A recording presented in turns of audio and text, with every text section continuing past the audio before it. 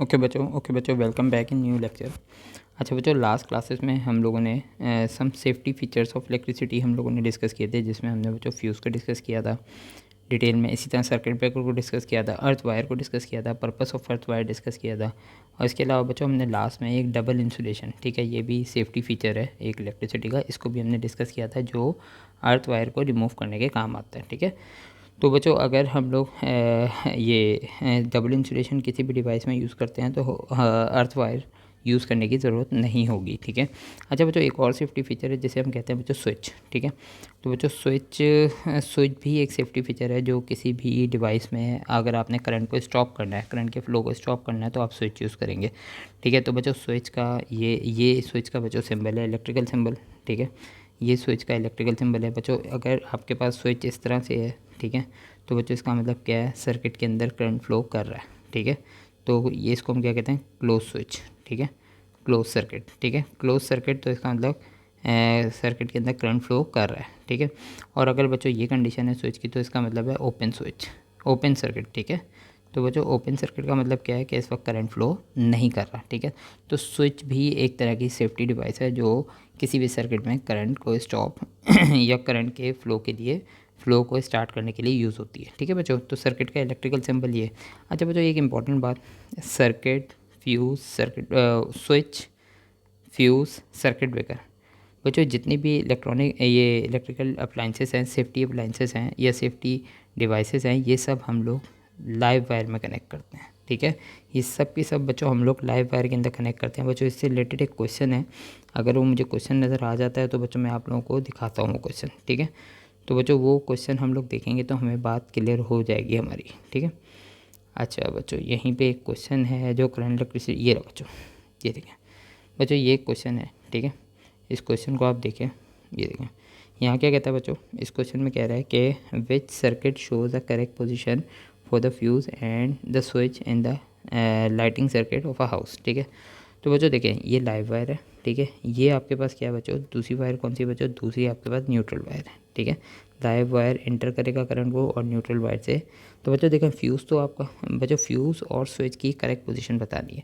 तो बच्चों मैंने आप लोगों को बताया था कि सेफ्टी डिवाइसेस जितनी भी हैं, सर्किट ब्रेकर, फ्यूज़ या स्विच, वो सब की सब लाइव वायर में कनेक्ट करेंगे। और इसका बच्चों मैंने रीज़न भी बताया हुआ है आपको पिछले चैप्टर में, जो फ्यूज़ वाला लेक्चर था उसमें मैंने बताया हुआ है पिछले लेक्चर्स में। अच्छा बच्चों, तो इसकी करेक्ट पोजीशन कौन सी होनी चाहिए बच्चों, देखो यहाँ देखें बच्चों, फ्यूज़ लाइव वायर में बट स्विच जो है वो न्यूट्रल वायर में, गलत हो गया। ठीक है, यहाँ देखें स्विच लाइव वायर में बट फ्यूज़ जो है न्यूट्रल वायर में, गलत हो गया। ठीक है, यहाँ बच्चों क्या है, देखिए फ्यूज़ भी लाइव वायर में और स्विच भी लाइव वायर में। तो बच्चों हमने सेफ्टी डिवाइसेस को डिस्कस किया था कि सेफ्टी डिवाइसेस जितनी भी सबकी सब लाइव वायर में कनेक्ट करेंगे। ठीक है, तो option C would be the correct answer. I hope बच्चों इस एग्जांपल से आप लोगों को बात क्लियर हो गई होगी कि स्विच या जितनी भी सेफ्टी डिवाइसेस हैं वो हम लोग लाइव वायर में कनेक्ट करेंगे। ठीक है बच्चों।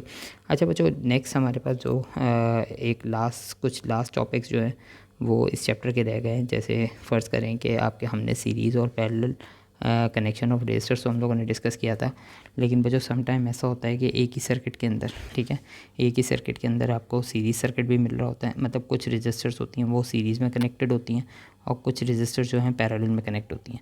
तो बच्चों आपको उन सर्किट की इक्विवेलेंट रेजिस्टेंस निकालनी होती है, तो वो कैसे निकालते हैं बच्चों, देखते हैं।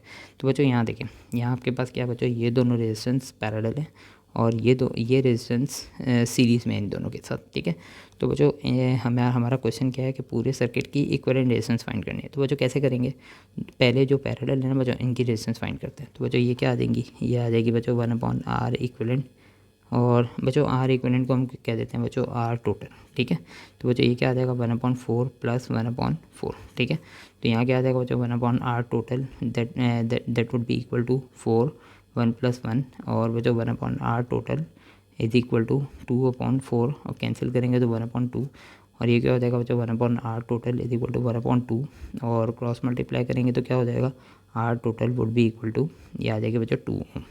तो बच्चों इसका मतलब क्या है, इन दोनों रेजिस्टर्स जो पैरेलल कनेक्टेड है, इन दोनों रेजिस्टर्स की कंबाइंड रेजिस्टेंस कितनी है, वो है 2 ओम। तो बच्चों अगर इन दोनों को हम लोग ऑब्सोल्यूट करें, इन दोनों को हटा के हम लोग इन दोनों की जगह एक 2 ओम की रेजिस्टेंस कनेक्ट कर दें, तो वो भी वही काम करेगी जो ये दो रेजिस्टर्स कर रही हैं सर्किट में काम। तो बच्चों नेक्स्ट सर्किट हमारा कैसा आ जाएगा ये देखते हैं। ठीक है, तो नेक्स्ट सर्किट ऐसा हो जाएगा बच्चों कि आपके पास यहाँ एक रेजिस्टेंस हमने कनेक्ट की, यहाँ एक रेजिस्टेंस ऑलरेडी कनेक्टेड है, तो ये आपके पास इस तरह से आ गया। ठीक है, तो बच्चों ये इस रेजिस्टेंस की वैल्यू 6 ओम, जिसको हमने किससे शो किया है बच्चों, R3 से।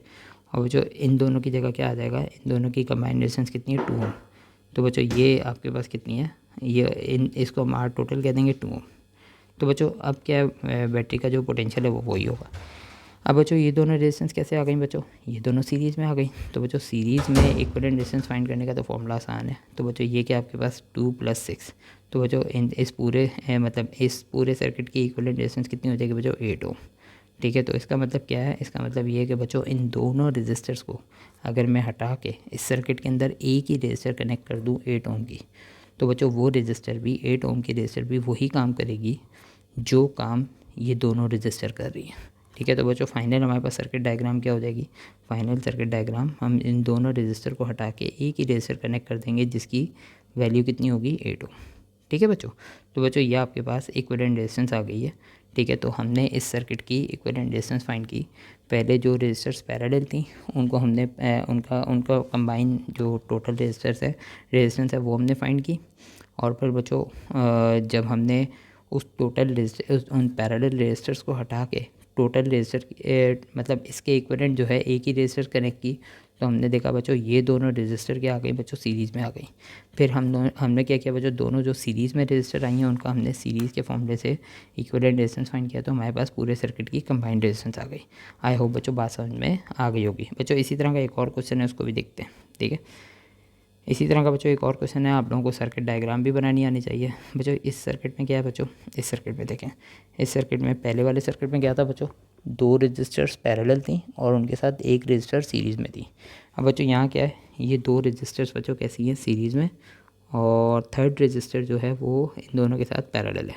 तो बच्चों पहले हम लोग क्या करेंगे, इन दोनों का कंबाइन फाइंड करेंगे, यानी R2 और R3। तो बच्चों इनकी टोटल रेजिस्टेंस कितनी आ जाएगी, सीरीज़ में ना, तो दोनों ऐड हो जाएंगी, तो क्या हो जाएगा 3 + 3, और इन दोनों की टोटल रेजिस्टर हो जाएगी 6 ओम। तो बच्चों हम क्या करें, ये जो 3 ओम और 3 ओम की 2 रेजिस्टर्स कनेक्टेड है, इन दोनों को रिमूव करके हम यहाँ एक ही रेजिस्टर ना कनेक्ट कर दें जिसकी वैल्यू 6 ओम हो।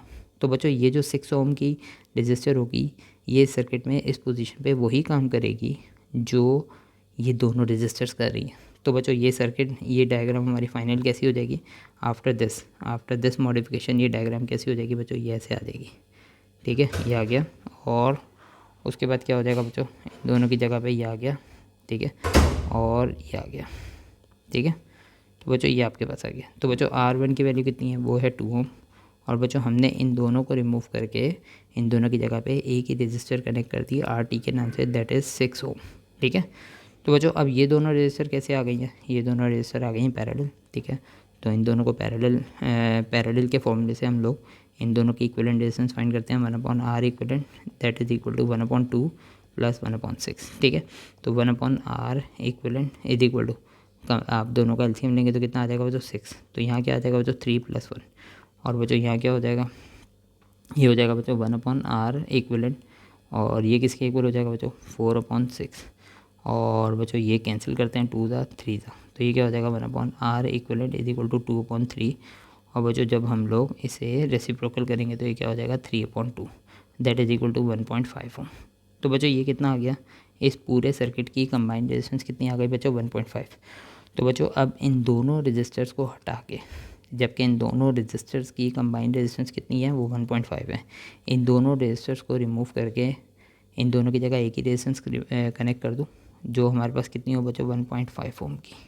ठीक है, तो बच्चों ये देखें 1.5 ओम, तो ये क्या बच्चों, R इक्विवेलेंट रेजिस्टेंस। तो बच्चों ये पूरा सर्किट जिस तरह का काम कर रहा था वही काम आप इस सर्किट से करवा लें। ठीक है, तो इस पूरे सर्किट में जितनी रेजिस्टर्स थी उनकी सबकी कंबाइंड रेजिस्टेंस ही आ गई। ठीक है, तो ये सर्किट जो काम कर रहा है सेम वही काम ये सर्किट भी करेगा।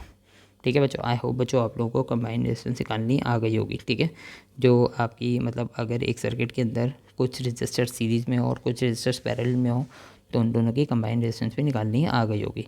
अच्छा बच्चों एक चीज़ और है,